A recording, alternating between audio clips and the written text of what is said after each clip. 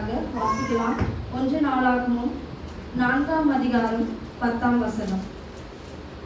1 நாளாகமம் 4ஆம் அதிகாரம் 10ஆம் வசனம். யாபேஸ் இஸ்ரவேலின் தேவனை நோக்கி, தேவரீர் என்னை ஆசீர்வதித்து என் எல்லையை பெரிதாக்கி உமது கரம் என்னோடு இருந்து தீங்கு என்னை துக்கப்படுத்தாதபடிக்கு அதற்கு என்னை விலக்கி காத்தருளும் என்று வேண்டிக் கொண்டாள். அவன் வேண்டிக் கொண்டதை தேவன் அருளினார். இருக்கிற இடங்களிலிருந்து கண்களை மூடி ஜெபிக்கலாம். எங்கள் கண்மணியை மீட்பதும் ஆகிய கர்த்தாவே, அடியனுடைய வாயின் வார்த்தைகளும் இங்கு அமர்ந்திருக்கும் ஒவ்வொருடைய இருதயத்தின் தியானமும் உங்களுடைய சமூகத்தில் என்றும் பிரீதியா இருப்பதாக. அடியனை மறைத்து நீர் வெளிப்படும். இயேசுவின் நாமத்தில் பிதாவே, ஆமென். ஒரு ஊர்ல ஒரு அடர்ந்த காடு இருந்துச்சான். அந்த காட்டுல ஒரு மாமரம் இருந்துதான்.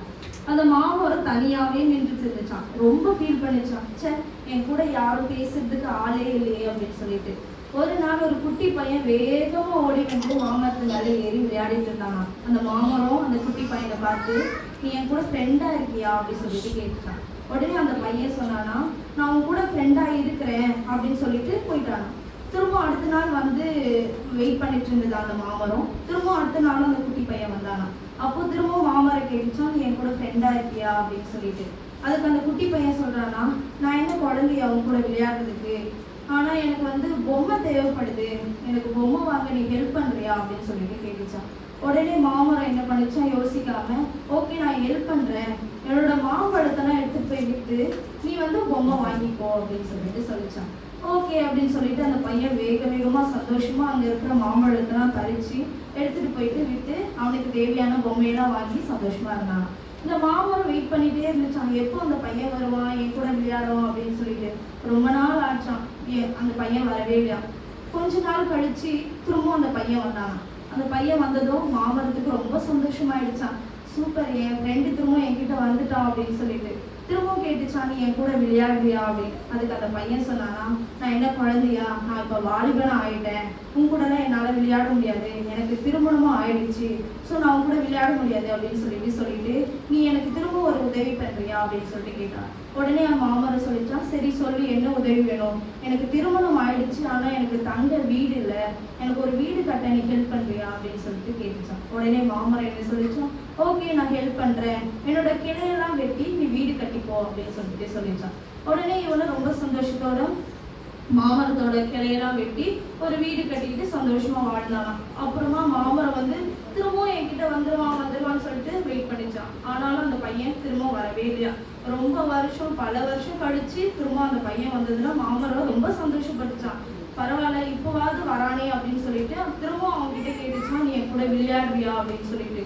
அதுக்கு அவன் சொன்னானா, நான் இப்போ வந்து ஓய்வு பெற்றுட்டேன், என்னால் உன் கூட விளையாட முடியாது, நான் வந்து இருக்கிற சந்தோஷத்தெல்லாம் அனுபவிச்சுட்டு ஓய்வு பெறலான்னு வந்திருக்கிறேன், எனக்கு ஓய்வு பெற்று அந்த ஆற்றை கடந்து போகணும், எனக்கு ஒரு படகு தேவைப்படுது, ஒரு படகு செஞ்சு தருவியா அப்படின்னு சொல்லிட்டு கேட்டானா. உடனே அந்த மாமரம் யோசிக்காம, மீதி என்கிட்ட இருக்கிறது என் உடல் மட்டும்தான், நீ வந்து என் உடலை எடுத்து நீ படகு செஞ்சுட்டு நீ சந்தோஷமா இரு அப்படின்னு. உடனே அவனை யோசிக்காம என்ன பண்றான், மாமரத்தோட உடலை வெட்டி படகு செஞ்சு சந்தோஷமா இருந்தான். இந்த மாமரம் ரொம்ப தனி மரமா நின்றுட்டே இருந்துச்சான். என்ன யாருமே கூட ஃப்ரெண்டா இருக்க மாட்டாங்கன்னு ரொம்ப ஃபீல் பண்ணிக்கிட்டே இருந்துதான். பல வருஷம் கழிச்சு அவன் ரொம்ப கிழவனா ஆயிட்டு பிறகு திரும்ப அந்த மாமரத்துக்கிட்ட வந்தான்.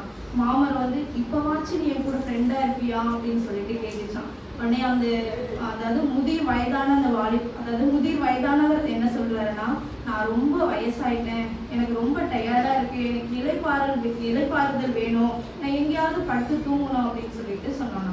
உடனே அந்த மாமரம் யோசிக்காம, என்னோட வேர் இருக்கு, அந்த வேர் மேல தலை வச்சு நீ படுத்துக்கோ அப்படின்னு சொல்லிட்டு சொல்லிச்சான்.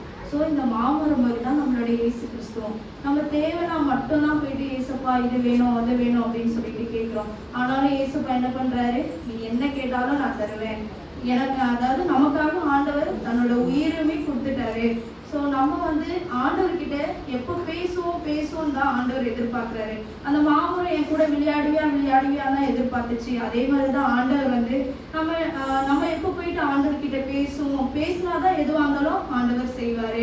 ஸோ இந்த அதிகாரத்துல நம்ம வாசிச்சோம். 1 நாளாகமம் 4ஆம் அதிகாரம் 10ஆம் வசனத்துல யாபேஸை பத்தி சொல்லியிருக்காங்க. ஸோ யாபேஸ் யாருன்னா, யாபேஸ் என்றவர் யூதா கோத்திரத்தை சேர்ந்தவர். ஸோ யாபேஸ் என்றால் ஆளுக்கு ஒரு பேர் இருக்கு. ஸோ ஸோ ஒரு பேருக்கு ஒவ்வொரு அர்த்தம் இருக்கும். ஸோ யாபேஸ் அப்படின்னா துக்கம் நிறைந்தவன் அல்லது வலி அப்படின்னு சொல்லிட்டு தான் அர்த்தம். ஸோ யாராவது ஒரு பெற்ற தாய் தன்னோட பிள்ளைக்கு ரொம்ப துக்கம், நீ பிறந்ததுனால வலி அப்படின்னு சொல்லிட்டு சொல்லுவாங்களா? ஆனா யாபேஸோட தாய் என்ன சொல்லியிருக்காங்க, நீ பிறந்ததுனால எனக்கு ரொம்ப துக்கம், ரொம்ப வலி, ரொம்ப வேதனை அப்படின்னு சொல்லிட்டு தன்னோட பிறப்பிலேயே அவனுக்கு அந்த பேரை வச்சதுனால யாபேஸுக்கு ரொம்ப கஷ்டமாயிடுச்சு. என்ன இது, என்னை எல்லாருமே துக்கம் நிறைந்தவன் வலி நிறைந்தவன் சொல்லிட்டு சொல்றாங்க அப்படின்னு சொல்லிட்டு என்ன பண்றாருன்னா, ஆனா அவங்க தாய் வந்து ஒரு விஷயத்த மட்டும் மறக்கவே இல்லை. என்னன்னா, அவன் சிறு வயதுல இருந்தே ஜபத்தை சொல்லி தர்றதை மட்டும் மறக்கவே இல்லை. நீ என்ன கஷ்டப்பட்டாலும் நீ ஆண்டவர்கிட்ட மாத்திரம் தான் கேட்கணும் அப்படின்னு சொல்லிட்டு சொன்னதுனால யாபேஸ் வந்து தன்னோட நிலைமை மாறணும், ஆண்டவர் என்னை ஆசீர்வதிக்கணும் அப்படின்ற ஒரு எண்ணத்துல என்ன பண்றாரு, ஜபிக்கிறாரு. ஸோ அந்த ஜெபத்தை தான் இப்போ நம்ம தெரிஞ்சுக்க போறோம். ஸோ அவர் பண்ண ஃபர்ஸ்ட் அந்த ஜெபத்துல ஆசீர்வாதத்தை பத்தி சொல்றாரு. என்ன கேட்கிறாரு, தேவரீர் என்னை ஆசீர்வதித்து. ஸோ நம்மளும் என்ன பண்ணா, தினமும் அதிகாலையில இருந்துச்சு ஃபர்ஸ்ட் வார்த்தை, இசப்பா இந்த நாளை என்னை ஆசீர்வதிங்க அப்படின்னு சொல்லிட்டு நாம ஜெபிக்கணும். ஸோ என்னோட குடும்பத்தை ஆசீர்வதிங்க, என்னோட பிள்ளைகளை ஆசீர்வதிங்க, என்னுடைய தலைமுறைகளை நீங்க ஆசீர்வதிங்க அப்படின்னு சொல்லிட்டு யாபேஸ் போல தேவரீர் என்னை ஆசீர்வதித்து அப்படின்னு சொல்லிட்டு ஆசீர்வாத ஜெபத்தை நம்ம கேட்கணும். அடுத்தபடியாக என் எல்லையை பெரிதாக்கி. என்னோட எல்லைனா அவன் வந்து துக்கம் தான், அதாவது யாபேஸை பார்த்தா இவன் ரொம்ப துக்கம் நிறைந்தவன் சொல்லிட்டு அவனை சுற்றி இருக்கிற எல்லாருக்குமே தெரிஞ்சிடும் அவன் வலி நிறைஞ்சவன் அப்படின்னு சொல்லிட்டு. ஆனா யாபேஸ் என்ன பண்றான், என்னோட வலியெல்லாம் மறைச்சி என்னோட எல்லையை நீங்க பெரிதாக்குங்க, நான் ரொம்ப சந்தோஷமானவன் சொல்லிட்டு எல்லாருக்கும் தெரியணும். ஸோ அதனால என்னோட எல்லையெல்லாம் எங்குமே பெரிதாக்குங்க அப்படின்னு சொல்லிட்டு ஜெபிக்கிறாரு. அடுத்தபடியாக மூன்றாவது, தீமை என்னை துக்கப்படுத்தாதபடிக்கு.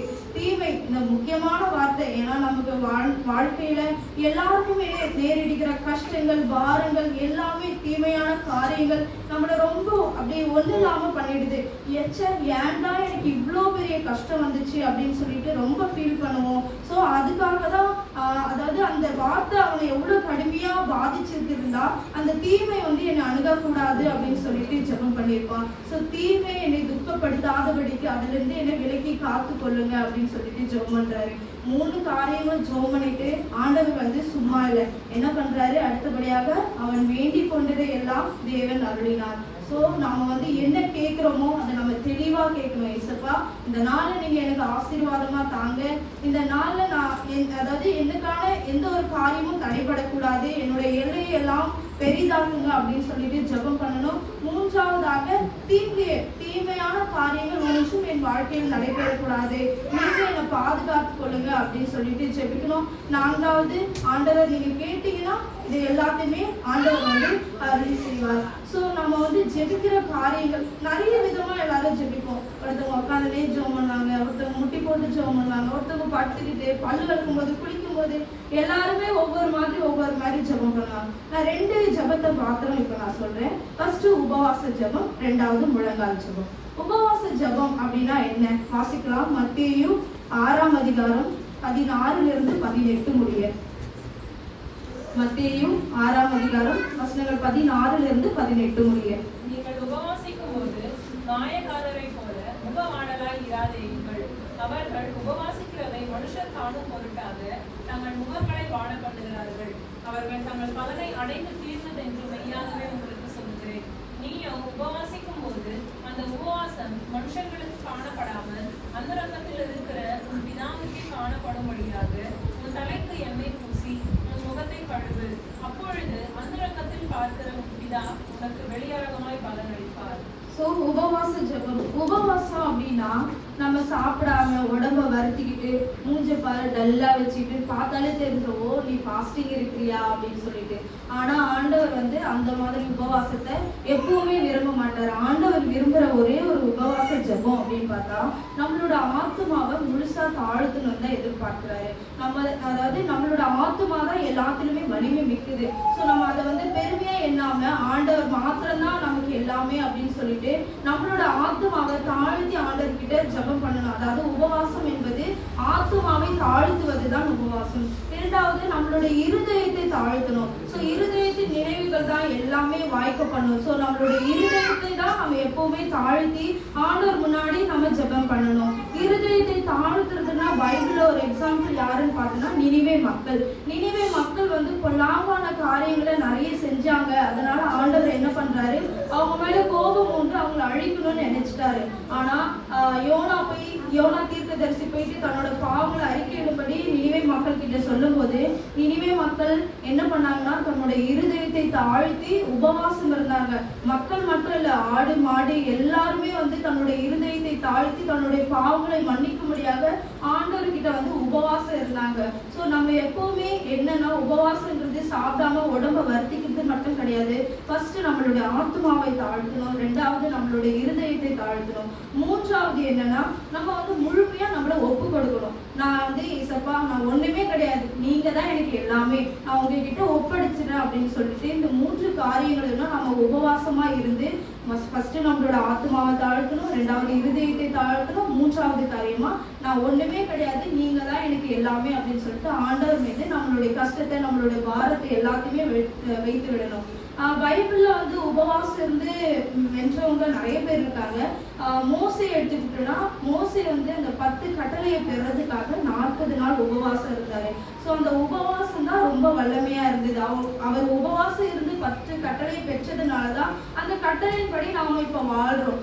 புரியுதுங்களா? நம்ம கட்டளை வந்து சாதாரணமா யாருமே கொடுத்துட மாட்டாங்க. ஸோ நமக்கான பலன் வேணும், நம்மளுடைய பலன் எதிர்பார்க்கறது பெருசா இருந்தா நமக்கான அதாவது ஆண்டவர் ஒரு விதியை சொல்றாரு, அதாவது இதை ஃபாலோ பண்ணாதான் உங்களுக்கு இந்த பிளெஸிங்ஸ். ஸோ அதே மாதிரி நாம இந்த கட்டளையை நம்ம ஃபாலோ பண்ணாதான் நம்மளை ஆசீர்வதிப்பார். அப்படி ஒரு கட்டளையை நம்ம பெறும்போது சும்மா குடுங்கன்னு போய் நிற்க முடியாது. ஸோ அதனால நம்மளை தாழ்த்தி நம்மளோட இருதயத்தை தாழ்த்தி எல்லாத்தையும் ஒப்பு கொடுத்து அந்த கட்டளையை பெறும்போது மோசே வந்து 40 நாள் உபவாசம் இருந்து தான் அந்த கட்டளையை பெற்றுக்கொண்டார்.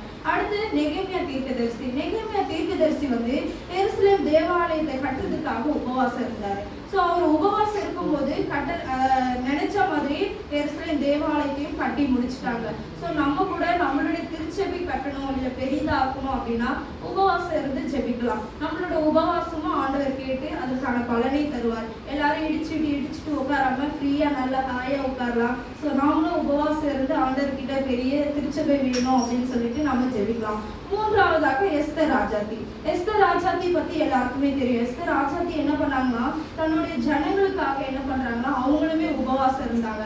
அவங்க ஒரு பெரிய ராணி, ஆனா அவங்க இருக்கணும்னு அவசியமா இல்லை. ஆனா தன்னுடைய ஜனங்களை அவங்க மிகவும் அதிகமா நேசிச்சதுனால அவங்க வந்து உபவாசம் இருந்து தன்னுடைய ஜனங்களுக்காக இருக்கிறாங்க. ஸோ நம்மளுடைய மக்கள், நம்மளுடைய இந்திய தேச மக்கள் அப்படின்னு சொல்லிட்டு ஒரு உணர்வோட நம்மளும் நம்முடைய தேச மக்களுக்காக உபவாசம் இருந்து ஜெபித்தோம் அப்படின்னா இந்த போர்லாம் நடக்குதுல அதெல்லாம் நடக்காம அதுல இருந்து மக்களை காப்பாற்ற இந்த உபவாச ஜெபம் கண்டிப்பா உதவி செய்யும். ஸோ நம்மளும் நம்மளோட தேசத்துக்காக கண்டிப்பா ஜெபம் பண்ணணும். ஏன்னா இப்ப நடக்கிற போர் இப்ப இந்தியா பாகிஸ்தான் ஃபுல்லா எல்லா இடத்துலயுமே வந்துருச்சு. அடுத்து கொஞ்சம் செகண்ட் ஆகாது நம்மளும் அழிஞ்சு போகணும் அப்படின்னு நினைச்சா. ஸோ அப்படி இல்லாம கடவுள் நம்மளை காப்பாற்றணும், நமக்கு எந்த ஆபத்து நேரிடாம இருக்கணும் அப்படின்னு சொன்னா நம்மளும் உபவாசம் இருந்து இந்திய தேசத்துக்காக இந்திய மக்களுக்காக முழுமையா நம்ம ஜெபம் பண்ணணும். அடுத்து நினிவே மக்கள், திரும்பவும் நினிவே மக்கள் எதுக்காகனா தன்னுடைய பாவங்களை மன்னிக்கிறதுக்காக உபவாசம் இருந்தாங்க. ஸோ நம்ம செஞ்ச பாவங்களை மன்னிக்கணும். தெரிஞ்சும் செஞ்சிருக்கோம், தெரியாம செஞ்சிருக்கோம். அதாவது தெரிஞ்ச பாவத்தை தெரியாம பெரிய பெரிய பாவங்கள்லாம் செஞ்சிருக்கோம். நம்ம மனசு போட்டு உறுத்தோம், என்னடா இவ்வளவு பெரிய பாவம் பண்ணிட்டுமே. ஒண்ணுமே பண்ண வேண்டாம், ஆண்டவர் சமூகத்துல முழங்கால் படிக்கிட்டு உபவாசிச்சு என்னுடைய பாவங்கள் எல்லாத்தையும் மன்னிச்சிருங்க ஏசப்பா அப்படின்னு கேட்டாலே ஆண்டவர் வந்து நினிவே மக்களை அழிச்சே ஆகணும்னு ஒரு தீர்மானத்தோட இருந்தாரு. ஆனா நினிவே மக்கள் உபவாசம் இருந்து ஜெபம் பண்ணதுனால ஆண்டவருடைய மனசையே மாற்றிட்டாங்க. ஸோ நம்மளோட உபவாச ஜெபம் ஆண்டவருடைய மனதையும் மாற்றக்கூடியது. ஸோ எப்பவுமே உபவாசம் இருக்கும்போது இந்த 3 காரியங்களை நினைத்து ஆண்டவருடைய சமூகத்துல உங்களோட ஆத்மாவை தாழ்த்தணும், உங்களோட இருதயத்தை தாழ்த்தணும், மூன்றாவது ஒப்பு கொடுத்துருங்க. நான் செஞ்ச பாவங்கள் எல்லாத்தையும் மன்னிச்சிருங்க ஏசப்பா, எனக்காக தாங்க நீங்க மறிச்சிங்க அப்படின்னு சொல்லிட்டு முழுமையா உங்களை ஒப்பு கொடுத்துருங்க. ஆண்டவர் கண்டிப்பா அந்த ஜெபத்துல நீங்க என்ன கேட்குறீங்களோ அதை கண்டிப்பா அது தருவாரு. இரண்டாவதாக முழங்கால் ஜெபத்தை நம்ம பார்க்கலாம், வாசிக்கலாம். 1 ராஜாக்கள் 18ஆம் அதிகாரம் 42ஆம் வசனம். 1 ராஜாக்கள் 18ஆம் அதிகாரம் 42ஆம் வசனம். ஆகாப் போஜனபானம் பண்ணுவானாம் என்று எலியா கர்மேல் பர்வதத்தின் சிகரத்தின் மேல் ஏறி தரையிலே பணிந்து தன் முகங்காலை பட குனிந்து. ஸோ இந்த வசனம் எல்லாருக்குமே தெரியும், இந்த இன்சிடென்ட் எல்லாருக்குமே புரியும். ஏன்னா எலியா தீர்க்கதரிசி வந்து மழை பெய்யணும் அப்படின்னு சொல்லிட்டு வேண்டுறதுக்காக தன்னோட சீஷனை போய் பார்த்துட்டு 7 தரம் போயிட்டு பார்த்துட்டு வர சொல்லி எல்லாருக்குமே இது தெரியும். முழங்கால ஜெபம் பண்ணி தான் எலியா அந்த காரியத்தை வந்து வாய்க்க பண்ணினார். 3.5 வருஷம் தேசத்துல பஞ்சம் இருக்கும்போது எலியா தீர்க்கதரிசி போயிட்டு மக்கள் கிட்ட சண்டை போடுறாரு. உங்க பார்க்குற தெய்வம் பெருசா, என்னுடைய கர்த்தர் பெரியவரா அப்படின்னு சொல்லிட்டு அதாவது என்ன பண்றாருன்னா சண்டை போட்டு கர்த்தர் தான் பெரியவர் அப்படின்னு சொல்லிட்டு அங்க ஜெயிக்கிறாரு. ஸோ அங்க என்ன பண்றாருன்னா அங்க மழை பெய்யணும் பெய்யக்கூடாதுன்ற ஒரு வாக்குவாதத்துல எலியா வந்து முட்டி போட்டு ஜெபம் பண்றாரு. மழை வேணும்னா மழை வருது, மழை வேணாம்னா மழை வரல. ஸோ முழங்கால் ஜெபம் எப்பவுமே இயற்கையை மாற்றக்கூடியது. ஸோ எலியா நினைச்சிட்டு முழங்கால் பண்ணிட்டு ஜெபம் பண்ணதுனாலதான் இந்த காரியம் வாய்க்க பண்ணாரு. ஸோ இயற்கையை மாற்றக்கூடிய வல்லமை நம்மளுடைய முழங்காலில் இருக்கு. அடுத்ததாக வாசிக்கலாம் தானியேல் 6ஆம் அதிகாரம் 28ஆம் வசனம். தானியேல் 6ஆம் அதிகாரம் 28ஆம் வசனம். தரியுவின் ராஜ்யபார காலத்திலும் பெர்சியனாகிய கோரேசுடைய ராஜ்யபார காலத்திலும் தானியேலின் காரியம் ஜெயமாயிருந்தது. சோ தரியு ராஜா என்ன பண்ணாரு, ஒரு கட்டளை பிறப்பிக்கிறாரு. என்னன்னா 30 நாளைக்கு நீங்க என்ன மாத்திரம் தான் வணங்கணும், வேற எந்த தெய்வத்தை நீங்க வணங்க கூடாது அப்படின்னு சொல்லிட்டு ஒரு கட்டளை போடுறாரு. ஆனா தானியேல் வந்து அதுக்கு கீழ்ப்படியவே இல்லை. என்ன பண்றாரு, 3 வேளையும் முழங்கால் படிட்டு ஆண்டவரை மாத்திரம் தான் வணங்கினாரு. இதை வந்து அவங்க போயிட்டு ராஜா கிட்ட சொன்னதும் ராஜா என்ன பண்றாரு, தானியேலை பிடிச்சி சிங்க கெபியில தூக்கி போட்டுறாங்க. இந்த கதை எல்லாருக்குமே தெரியும். ஆனாலும் சிங்கத்தின் வாய்க்கு தானியேல் ஆண்டவர் தப்பி வைக்கிறார். அங்கேயும் அவர் என்ன பண்றாரு, முழங்கால் படிட்டு ஜெபம் பண்ணி தான் ஆண்டவர் வந்து தானியேல் வந்து அந்த காரியத்துல இருந்து வெற்றி பண்றார். அதாவது சிங்க வாயில இருந்து ஆண்டவர் தப்பிக்கிறார். சோ எப்பவுமே நாம என்ன ஒரு காரியம் நாம ஜெயமா முடியும் அப்படின்னு சொல்லிட்டு நினைக்கிறோமோ, முழங்கால் படிட்டு ஜெபம் பண்ணி கேட்டோம் மாத்திரத்துல ஆண்டவர் அடுத்த செகண்ட் அதை வந்து கண்டிப்பா நிவர்த்தியாக்குவார். சோ தானியேலோட காரியங்கள் எல்லாமே ஜெயமாய் மாறிடுச்சு. சோ அவனுடைய முழங்கால் எப்பவுமே வெற்றி மாத்திரம் தரும். சோ நம்மளும் எப்பவுமே உட்கார்ந்துட்டு படுத்துக்கிட்டு ஜெபம் பண்ணணும்னு யாருமே ஆண்டவர் சொல்லவே இல்லை. எப்பவுமே என்ன சொல்றாருன்னா முழங்கால் படிட்டு ஜெபிங்க அப்படின்னு மட்டும் தான் சொல்லியிருக்காங்க. அடுத்து நம்ம பேதுரு என்ன பண்றாருன்னா, தபித்தாள் பத்தி தெரியும். தபித்தாள்ன்றவங்க ஒரு ஸ்ரீஷி. அவங்க என்ன பண்றாங்கன்னா ஏழை எளிய மக்களுக்கு நிறைய ஹெல்ப் பண்றாங்க, உதவி செய்யறாங்க, தர்மம் பண்றாங்க. எல்லாத்தையும் செஞ்சுட்டு அவங்களுக்கு ஒரு வியாதி வந்து அவங்க மரணத்துக்கு போயிடுறாங்க. ஸோ அவங்க இறந்து போனதும் இந்த நியூஸ் வந்து பேதுரு கிட்ட ஓடி வந்து சொல்றாங்க. பேதுரு என்ன பண்றாரு, உடனே தப்பித்தாள் வீட்டுக்கு வந்து அழுற எல்லாரையும் வெளியே போங்கன்னு சொல்லிட்டு முழங்கால் படிட்டு என்ன பண்றாரு, ஜெபம் பண்றாரு. வாசிக்கலாம் அப்போஸ்தலர் 9ஆம் அதிகாரம் 40ஆம் வசனம். பேதுரு எல்லாரையும் வெளியே போக செய்து முழங்கால் படிட்டு ஜெபம் பண்ணி பிரேதத்தின் புறமாய் திரும்பி தப்பித்தாலே எழுந்திரு என்றான். அப்பொழுது அவன் தன் கண்களை திறந்து பேதுருவை பார்த்து உட்கார்ந்தான். சோ நம்மளோட முழங்காலின் ஜெபம் மரணத்துல இருக்கிறவங்களை உயிர்ப்பிக்க செய்யும். சோ பேதுரு வந்து எவ்வளவு விசுவாசமா முழங்கால் போட்டு ஜெபித்து இருந்தா தபித்தாள் இறந்து போயிட்டாங்கன்னு எல்லாரும் அழுதுட்டு இருக்கும் போது தபித்தாள் வந்து திரும்பவும் உயிர் பெற்று பேதுருவோட முகத்தை பாக்குறாங்க. சோ முழங்காலின் ஜெபத்துக்கு வல்லமை அதிகம். அடுத்து ஸ்தேவான் வந்து கர்த்தருடைய வார்த்தையை பிரசங்கிக்கிறதுனால மக்களுக்கு அவங்க சொல்ற உபதேசம் பிடிக்கல. அதனால என்ன பண்றாங்க, தரன்னு இழுத்துட்டு போயிட்டு நடு ரோட்ல நின்று ஸ்தேவானை என்ன பண்றாங்க, கல்லை தூக்கி அடிச்சு ஸ்தேவானை வந்து கொலை செய்யறாங்க. அப்போஸ்தலர் 7ஆம் அதிகாரம் 60ஆம் வசனத்துல இருக்கு. ஸ்தேவான் வந்து கல்லெறிந்த மக்களை பார்த்து முழங்கால் படிட்டு என்ன பண்றாரு, முழங்கால் படிட்டு பிதாவே இவர்களை மன்னியும், அதாவது ஆண்டவரே இவர்களை மன்னியும் அப்படின்னு சொல்லிட்டு ஸ்தேவான் பேசுறாரு. இயேசுவானவர் சிலுவையில் அறிந்து பிதாவை பார்த்து இவர்களை மன்னியும் சொல்லிட்டு சொல்ற வார்த்தையை ஸ்தேவான் இங்க யூஸ் பண்றாரு. என்னன்னா அவர் பிரசங்கித்த பிரசங்கத்துக்கு எதிர்மாறா மக்கள் வந்து செயல்பட்டு அவரை கல்லெறியும் போது மரண தருவாயிலும் முட்டி போட்டு முழங்கால் படிட்டு. வாசிக்கலாம் அப்போஸ்தலர் 7:60. அவனோ முழங்கால் படிட்டு, ஆண்டவரே இவர்கள் இந்த பாவத்தை சுமந்தாதிரும் சத்தமிட்டு சொன்னான். சோ முழங்கால் படிட்டு தான் இவங்களை மன்னிங்க ஏசப்பா அப்படின்னு சொல்லிட்டு ஸ்தேவான் வந்து தன்னுடைய உயிரையுமே விடுறாரு. சோ மரண தருவாயிலும் ஸ்தேவானுக்கு தெரியுது முழங்காலின் ஜெபம் தான் எப்பவுமே வல்லமை அதிகம் அப்படின்னு சொல்லிட்டு முழங்கால் படிட்டு தான் இவர்களை மன்னியும் அப்படின்னு சொல்லிட்டு தன்னுடைய ஜீவனையும் ஸ்தேவான் விடுறாரு. அதுக்கப்புறமா கடைசி யாருன்னு பார்க்கணும்னா நம்மளுடைய இயேசு கிறிஸ்து தான். ஏசப்பா வந்து முழங்கால் படித்து கெத்செமனே தோட்டத்துல வந்து இயேசு கிட்ட, அதாவது உமக்கு சித்தம் இருந்தால் இந்த பாத்திரம் வந்து என்னை விட்டு நீங்க கூடுமானால் நீங்க கூடட்டும் அப்படின்னு சொல்லிட்டு போயிட்டு ஜெபம் பண்றாரு. லூக்கா 22:41-42 இருக்கு. ஏசப்பா அப்புறம் போய் முழங்கால் படிட்டு ஜெபம் பண்ணினார் அப்படின்னு சொல்லிட்டு தான் போட்டிருக்கு. ஸோ நம்மளுடைய வாழ்க்கையிலுமே அதாவது உங்களோட பிள்ளைகள் வந்து ஆவிக்குரிய வாழ்க்கையில உயிர் அடைய வேண்டும் அப்படின்னு நாம நினைச்சோம் அப்படின்னா பேதுரு போல நாமளும் முழங்கால் படியிடணும். அதாவது தபித்தால் உயிர் பெற்றார், ஆனா நம்மளோட பிள்ளைகளோட ஆவி உயிர் பெறணும். அதாவது நம்மளுடைய பிள்ளைகளை நாம இப்பத்துல இருந்து வளர்க்கணும். உபவாசனா இதுதான், முழங்கால் ஜெபத்துக்கு வல்லமை அதிகம்னு சொல்லிட்டு நாம எப்பவுமே நம்மளுடைய பிள்ளைகளை நம்ம ஊக்கப்படுத்தணும். அதாவது பிள்ளைகள் ஆவிக்குரிய வாழ்க்கையில வளரணும் அப்படின்னா பேதுரு போல நம்ம முழங்கால் படிட்டு ஜெபம் பண்ண சொல்லி தரணும். அடுத்து வந்து நம்மளுடைய ஜெபத்துக்கு பரலோகத்துல இருந்து பதில் வேணும் அப்படின்னா சாலமோன் போல நம்ம ஜெபம் பண்ணலாமா. சாலமோன் வந்து தாவீது கட்ட நினைச்ச ஆலயத்தை இவர் கட்டி முடிச்சிட்டாரு. ஸோ அதனால அவர்கிட்ட தகன பலியை ஆண்டவர் அங்கீகரிக்கணும் அப்படின்னு சொல்லிட்டு அவர் என்ன பண்றாருன்னா ஜெபம் பண்றாரு. வானத்துக்கு முழங்கால் படித்து வானத்துக்கு நேராக கையை உயர்த்தி அவர் ஜெபம் பண்றாரு. உடனே ஆண்டவர் என்ன பண்றாரு, அந்த தகன பலியை பலிபீடத்தை வந்து அங்கீகரிக்கிறாரு.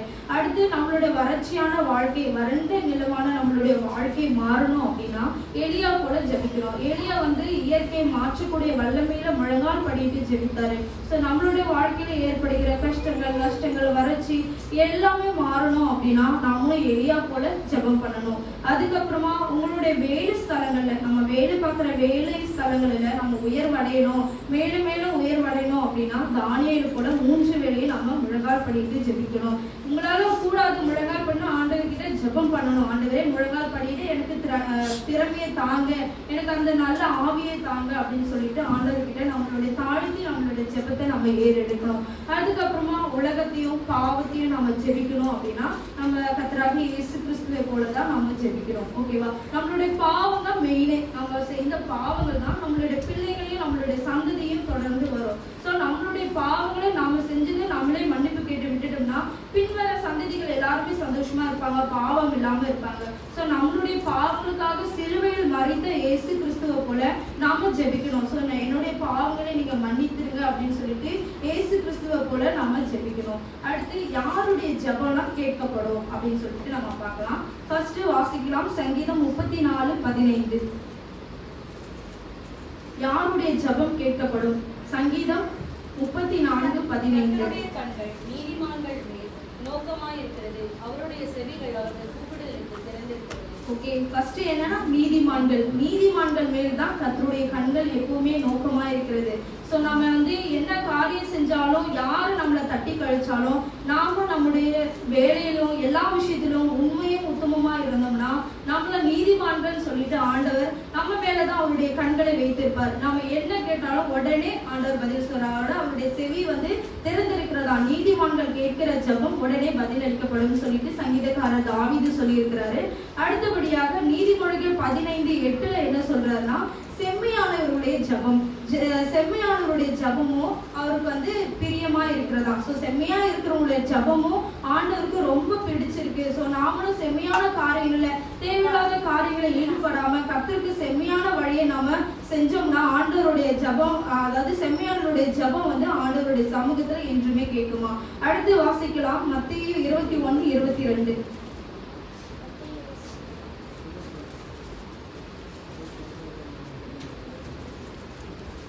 மேலும் நீங்கள் விசுவாசம் உள்ளவர்களாய் ஜெபத்தில் எவைகளை கேட்கிறீர்களோ அவைகளெல்லாம் பெறுவீர்கள். ஸோ அடுத்தபடியாக விசுவாசம் உள்ளவர்களின் ஜெபம். ஸோ நம்ம விசுவாசம் இருந்து நம்ம ஆண்டவர்கிட்ட ஜெபத்துல நம்ம என்ன கேட்டாலும் ஆண்டவர் அதுக்கு நோ சொல்லவே மாட்டாங்க. விசுவாசமா நீ இதை கேட்குறியா, நீ எடுத்துக்கோ. யாரு என்ன விசுவாசமா கேட்டாலும் ஆண்டவர் வந்து நோ சொல்றதுக்கு வாய்ப்பே இல்லை. எல்லாத்தையுமே ஆண்டவர் வந்து தந்துருவாரு. அதுக்கப்புறமா யோவான் 9:31 தேவ பக்தி உள்ளவர்களின் ஜெபத்தை ஆண்டவர் வந்து கேட்கிறார். அதுக்கப்புறமா தேவனுக்கு பயந்தவர்களின் ஜெபம் சங்கீதம் 145:19 தேவனுக்கு பயந்தவர்களின் ஜெபத்தை ஆண்டவர் கேட்கிறாரு. அதுக்கப்புறமா யோவான் 9:31 வாசிக்கலாம். யோவான் 9:31 பாவிகளுக்கு தேவன் செவி கொடுக்கிறதில்லை என்று அறிந்திருக்கிறோம். ஒருவன் தேவ பக்தி உள்ளவனாய் இருந்து அவருக்கு சித்தமானதை செய்தால் அவனுக்கு செவி கொடுப்பார். சோ இந்த வசனத்துல கர்த்தருக்கு சித்தமானபடி செய்கிறவருடைய அவங்களுடைய ஜெபத்தை வந்து ஆண்டவர் கேட்கிறார். அடுத்து யோவான் 14:14. சத்தமா படிங்கக்கா.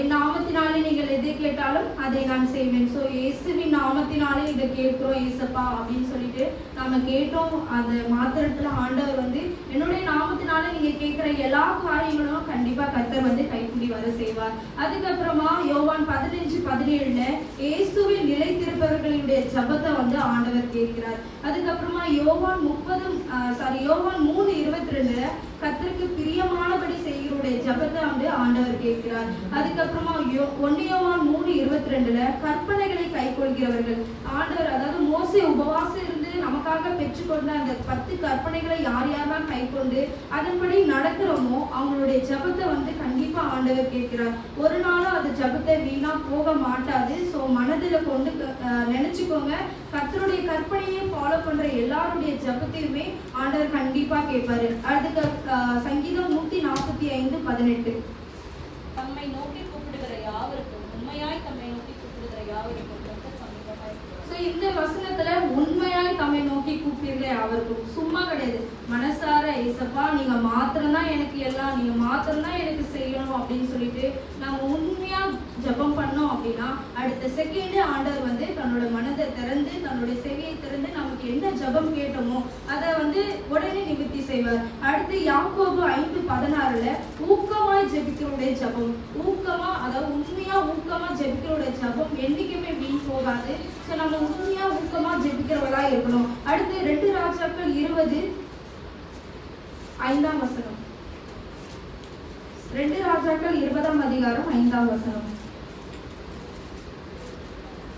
நீ திரும்பி போய் என் ஜனத்தின் அதிபதியாகிய ஏசேக்கியாவை நோக்கி, உன் தகப்பனாகிய தாவீதின் தேவனாய் இருக்கிற கர்த்தர் சொல்லுகிறது என்னவென்றால், உன் விண்ணப்பத்தை கேட்டேன், உன் கண்ணீரை கண்டேன், இதோ நான் உன்னை குணமாக்குவேன். 3ஆம் நாளிலே நீ கர்த்தருடைய ஆலயத்திற்கு போவாய். உன் நாட்களோட 15 வருஷங்களை கூட்டுவேன். உன்னையும் இந்த நகரத்தையும் ஆசிரியா ராஜாவின் கைக்கு தப்புவித்து என் நிமித்தமும் என் தாசனாகிய தாவீதின் நிமித்தமும் இந்த நகரத்துக்கு ஆதரவாய் இருப்பேன் என்று சொல்லுங்கள்.